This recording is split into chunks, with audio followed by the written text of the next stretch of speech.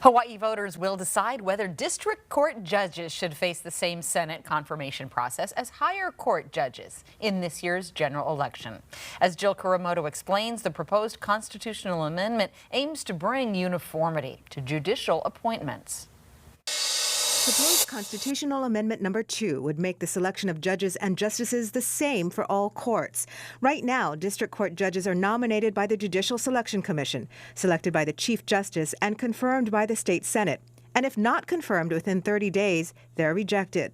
The amendment would change that so they're automatically appointed after 30 days without Senate confirmation, aligning with the selection process in all other courts. Because the state legislature is a part-time working body, they often have to convene a special session to confirm judges. Senate Judiciary Committee Chair Carl Rhodes introduced the bill to unify the process. They are workhorse judges. They handle hundreds and thousands of cases every year. And most people who interact with the court system interact with the district court.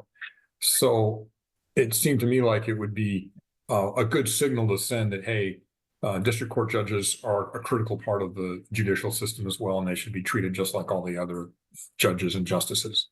The amendment question also includes details on how the process would work. The Judicial Selection Commission would nominate between 4 and 6 nominees. The Chief Justice selects one, and the Senate would confirm the selection or would automatically be considered appointed after 30 days. If rejected by the Senate, another selection is made from the list within 10 days, and if no one is confirmed by the Senate, the Judicial Selection Commission appoints a judge. It makes it clearer as to how the process should work. There's value in clarity. There's value in cleaning up our statutes, ones that don't make any sense anymore. A yes vote would make the selection of district court judges the same process as with other courts. A no vote would leave the current process as is. A full text of the constitutional amendment question is on our website, KHON2.com. Jill Kuramoto, KHON2 News, working for Hawaii.